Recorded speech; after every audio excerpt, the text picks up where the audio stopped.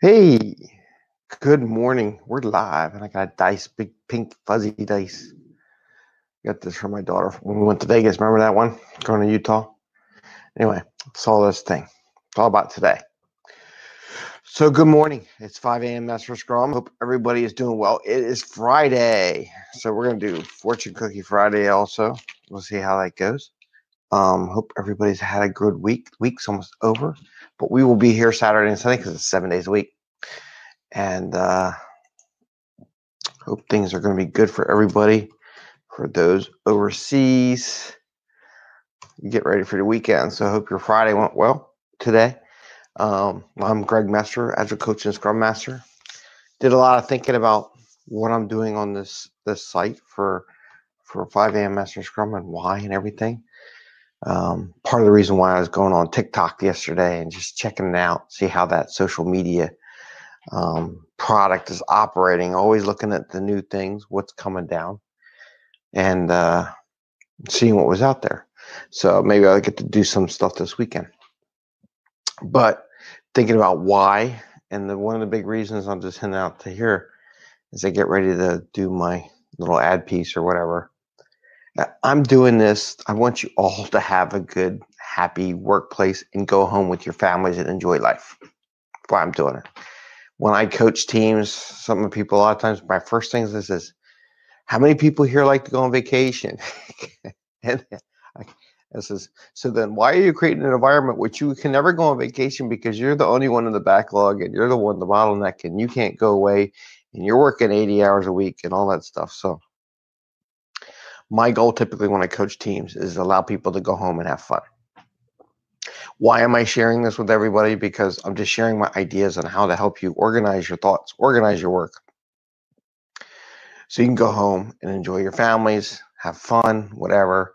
Because I'm telling you, this is what I believe. When the workforce is happy and you're getting stuff done, the company is making money. That's it. That's how you make money. Your happy workforce, they make good code, they enjoy what they do, they overproduce, they get really high performance. They're happy. They go home, you get what you want. The customer gets what they want, customer gets a happy product. Customer gets a bad product when your employees are unhappy because they don't produce a very good product. So it all goes hand in hand, but what it really comes down to is for people out there who are managing this stuff, sharing with their teams as Scrum Masters or anything like that, is that they have the ability to share and go home and have fun. So I do this thing to have fun. You can be with your families, but that's kind of why we do it. But we're here to talk about Scrum and Agile and not so much why I do this and get to the heart of some of this stuff. So we're going to talk about a couple things. I'm going to talk about Moscow again. I have another chart. I did post up on my LinkedIn page a little graphic I have. And this is show 81, by the way, for the people on podcasting. I forgot to say what show it was yesterday. So today is 81. So we're going to talk about that and how what work to pick. So again, all this is about work, like not doing stuff that's not needed, right? You should only be working on stuff that brings money into the corporation or to your company or to your business and to your own pocket. You know, everybody wants a raise, but you don't get a raise for doing the same amount of work. You get a raise when you bring more revenue into the company. It's just the way it works. Or how is the company going to pay you? Because they base it on what they currently make. But there's other things too. But that's the gist. If you have your own company, if you're a small business, the only way you as a small business get a raise is if you bring more revenue into the company. That's how it works. So we're going to talk about Moscow a little bit. Then we're going to talk about capacity planning. And one of the things I noticed is everybody in the books, they say capacity is one thing. And I'll be honest with you, I think capacity is 1, 2, 3, 4, 5 things in capacity planning, different levels, different places throughout the timeline. And people gravitate, oh, capacity is this. And think, no, it's more than that. It's your capacity. The reason why we talk about capacity, so you go home, right? How much work can you really get done? What are you promising? Don't overcommit. If you notice in my videos, there is a trend in all this stuff, right? every time I look at it. So we're gonna get going. So Moscow. I talked yesterday about Moscow, right? And let me see. Kind of do it this way. Let me move over a little bit. I'm gonna move my chair, and I'm just gonna change the focus. There we go. We got that. So we have Moscow.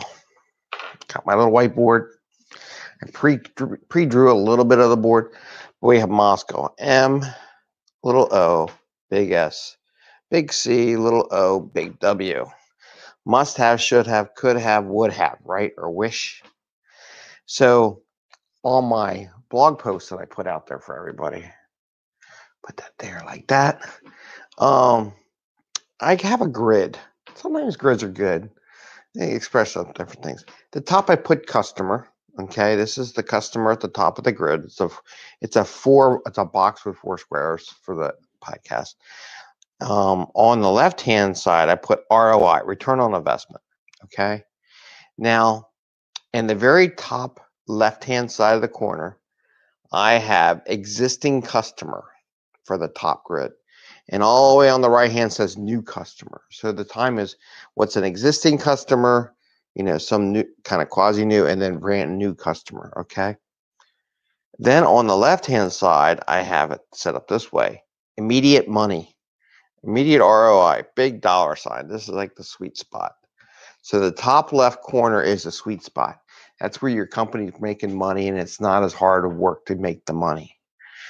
The middle area here is like a future intake. Okay, so that's like, I'm not making it like this sprint or this month or this quarter, but maybe I'm making it next quarter. So when I do the work I do now, next quarter, I should generate revenue or something like that.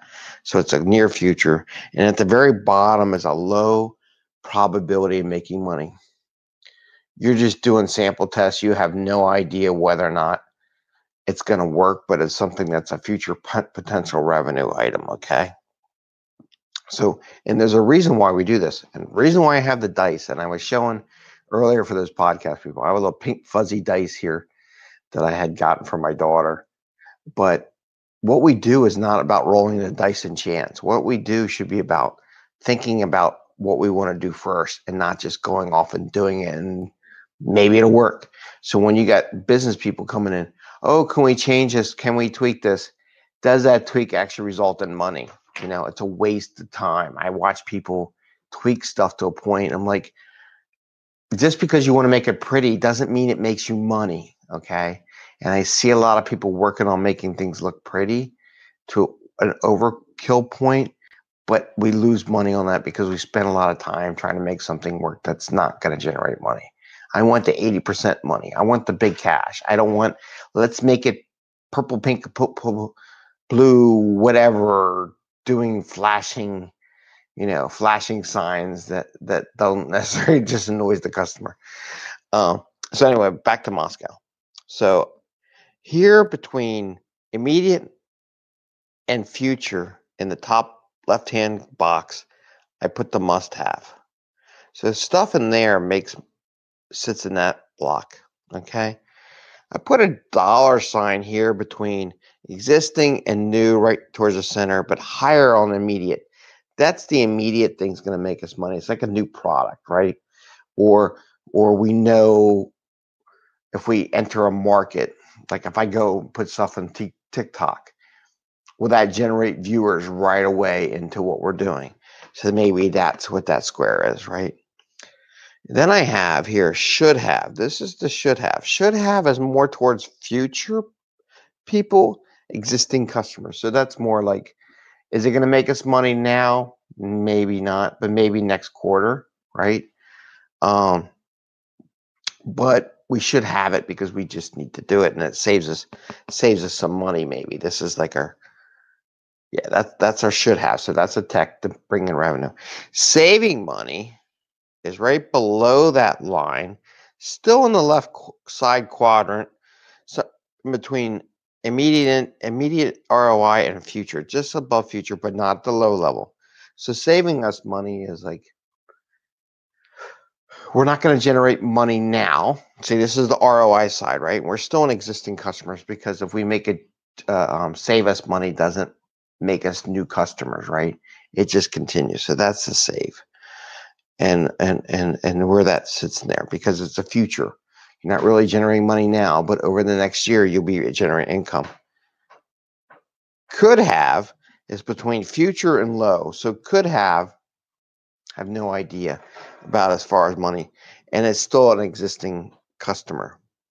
Wish is down towards the bottom, would have. Very low probability of making us money. Somewhere between existing and new customer, because a lot of wish stuff is like, oh, we'll wish we'll join, we'll get new customers if we do this. Don't really know, right? And then new customers, way over here, the far bottom right quadrant. It's a future potential money maker. However, it's new and exists more towards a new. It's not very low per se, but we'll see where that goes, if that makes sense. So those are things to do for the Moscow. But I just wanted to show that to you. I have a blog post on it on the site, more about it, things like that. Now we're at the 11-minute mark, and I just want to make sure we don't overdo it, right? Maybe I'll do capacity planning tomorrow. So I just wanted to show the Moscow chart, just how I do it. You got to look at where you're burning money. Are you up in this top left-hand quadrant? Are you in the bottom left-hand quadrant? Or are you in the right-hand quadrant? And you ought to be realistic of what you're working on whether or not that's bringing you money. But I'll just set up for tomorrow, though, because I want you all to think about capacity planning, because I want to talk about this more. But capacity planning, so I got my whiteboard, just cleaned it off, capacity planning.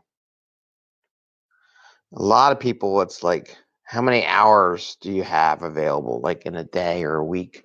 You know, you start with 40 hours and you calculate down based on meetings if you're capacity. I would say capacity plan is a little bit of both.